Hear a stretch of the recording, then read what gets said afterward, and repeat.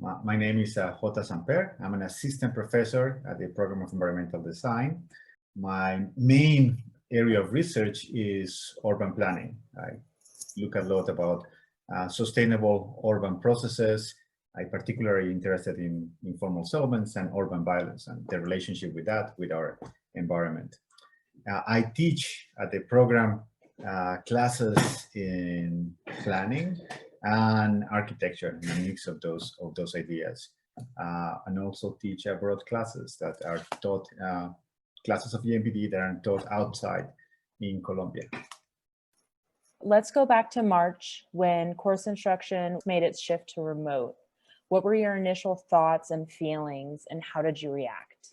I think that's a time that we all dread, thinking about March when things changed so abruptly. Fortunately, I think our program was a little bit ahead of the curve. We had a meeting actually that in a way had said, hey, this is how the world is changing. We should prepare for it. And you should make a plan for making that change. So in a way, there was a little heads up within the environmental design program that allows to jump really quickly into it. We couldn't have anymore the kind of pin-ups that are traditional in environmental design. So we needed to change the format. And what we did was we created videos of our project. So we're doing this master plan for the Noble district, the North Boulder Art District in Boulder. And it was great creating these videos, new format, in the 21st century format in which urban planning is presented. And so that was very exciting for the students to learn new software, to learn new ways to communicate, and to communicate with the stakeholders through this new medium. You know, this is the new normal, and it will continue to be like that for some time. And even after everything gets normal, I think we're all getting very used to this kind of communication. But I would say one thing, like if in March or like right now, 1 year ago, somebody would have asked me, do you think environmental design can be taught online? I would have answered 1 year ago, no, there's no way that could happen. That's impossible. But now I have learned so much. I think the process was very interesting to transfer the classes from the being in person to actually try to teach them online. Particularly, so I have two cases that were very interesting. I was teaching a class that was 16 semesters, and at the end, the middle term, we were actually switching from the presence to the online teaching. And the other class, actually, we only meet once and in person, and the rest of the classes were online. So it was very interesting because in one, of course, was the transition from being there every day to actually do it online. And the second one was actually everything was online. And it was very interesting to see there were things that were more difficult, and there were things that were in a way more easy and more engaging. And there is something about having the faces of your students all in the screen at the same time that is very, it's horrible, at the same time it's very appealing. I could see if they're paying attention. I could look at their faces immediately. They're not in the back of the room. And in the studio, you know, like the tables are located in such a different places that you're only facing one student at a time sometimes. While in the Zoom, they're all there, and they could put their name as they want me to pronounce it, or they want to use their pronoun and remind me of what pronoun is the one that I need to use when I engage with them. So there were all these unexpected things of something that I expected to hate that came out as we were teaching the online courses. Was there any specific thing or moment that sparked your energy to make sure your students wouldn't lose momentum or inspiration? The last meeting in person that I had with my 2,100 students, they were all, we were all in fear, as in a way we are still in a way. And I was saying, you know, the core of what we're doing here is to teach you. The idea is for you to learn. The medium in which we do that could change. We could continue giving the material and the kind of engagement necessary. It will require us to change forms of doing it. Then over the summer, there was challenging things. One was the Colombia studio was canceled because we couldn't travel abroad. Makes total sense.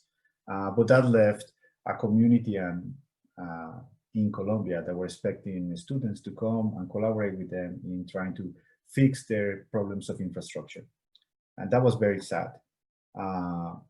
And so there was how we could achieve sort of those same goals. Or now that we could not go outside and engage with community members and stay engaged with the stakeholders, then at the same time we could travel to any place in the world. So that was like the flip. We could actually, it's the same thing to do a studio in the hill in Boulder or in North Boulder than to make a studio in China or in Colombia. And so it would be the same type of engagement. So why we don't do that? And to tell you the truth, that's the way a lot of big firms in the world engage in projects all over the world by distance. If you could kind of go into more detail about what it is the students are doing for the small scale and the large scale, and I guess maybe what their goals and outcomes are and what we should maybe expect to see come out of it by the end of the semester or year. So this is so amazing. So the two projects, one is this kind of design build in Colombia with the community of Carpinello. That is a small informal community living the outskirts of the city. They're in a precarious condition, environmentally speaking, where they don't have potable water. They have a very fragile transportation system, so meaning they don't have roads and stairways and things like that. Their houses are also very precarious. So that's sort of like the challenges that they present as a community. What we're doing with the project with the students with independent study is a planning exercise in which first community present the problems to the students. So they do kind of evaluation of the current conditions and what are the priorities? What are the priorities that need to be solved with the scale and capacity of the project? We have an actual budget, so the community is aware of sort of the scale of that and also the scale of the things that they could build by themselves, the knowledge that they know that they could be able to achieve.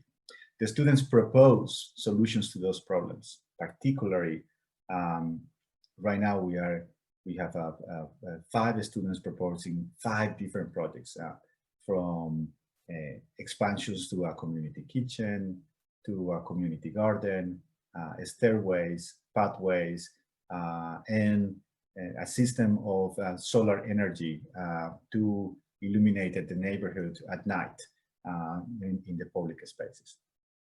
So those are sort of the responses to those big problems that the community set up, like access to water, risk remediation in the conditions of landslides. That these projects are responding to those needs. Now the community is going to select 1 or 2 of those projects to build because they all, in a way, are extremely big. We are starting with the infrastructure improvement, that is the stairs, and that the stairs need to have a water collection. So specifically because that's one of the big risks of what you do with rainwater during big events. And so that's the first part that we're attacking, and the community is going to resolve. And then the next step is going to be either the community garden, the kitchen, or the light fixtures. So that's what we expect to have by the end of the year, will be something around those areas. So that's the small scale design build project. The other project is a project done, there's a master plan where Carpinello is located, that the students from the 2100 are engaging. So this intersects that same community, but it includes several other neighborhoods. And this project, the goal of the studio is to create a master plan with real stakeholders. So it's a real project with real stakeholders, and how we could redevelop those areas in ways that we respond to the needs of the communities who live there. And that's a kind of novel approach, because it's usually the state or private owners, the ones who solve those problems, not the community, the one who lead that project. So students are right now in the process of generating 4 different master plans. And the first step of that was actually meeting with the community. And the community set up a process in which they were giving us information about a kind of a urban analysis, their own urban analysis about what they were doing. They did a kind of a imaginary mapping of future needs, of the things that they want the students to engage with. So we have these wonderful drawings, maps done by the community that they created and that they transferred into a PDF, and that PDF was transferred to the students. And on top of that, we're also collaborating with a group from the Universidad de San Buenaventura, that is a local university in Colombia, that has architectural students that are interested in urban issues. And each one of these 4 groups of the environmental design have included within their groups students from Colombia. So they are producing as a collaboration between US and Colombia these master plans for the community. We finish this week the first part of the 3 steps of the master plan, that is the visioning. So we took all that information, the maps that the community have produces, this analysis that they presented, the site visits that were all virtual, and present and transfer those problems into the vision of what these neighborhoods need to be. We are going to present this to the community over the next weeks, and we're going to get feedback, and that's going to send us to the next stage, that is actually creating the entire master plan, and then getting to the scale of the urban design, to design the buildings and structures and public spaces that are part of each one of those projects. The final product of that will be a book of each one of those master plans, and a video that will present the community what that vision looks like in each one of those places. So I'm really excited to have this, because the end product is not only something that serves to the grade of the students to prove that they have learned the tools of urban design and master planning and planning, but it's also a tool that the community is going to use to then go to important policy decision makers, so the mayor of the office, the city planning officials, and demand for those type of projects. So it's fulfilling that function that is probably going to have incredible impact in how these communities could be developed towards the future.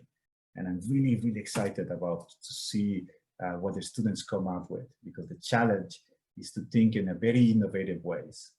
What they bring to the table is the knowledge of other places, is the knowledge of a broad type of other context. And so that freshness allows them to think outside of the box of things that usually we don't see in those kind of contexts. And so I'm looking forward to see that innovation put forward in the creation of these projects. Yeah, that's inspiring. Yeah.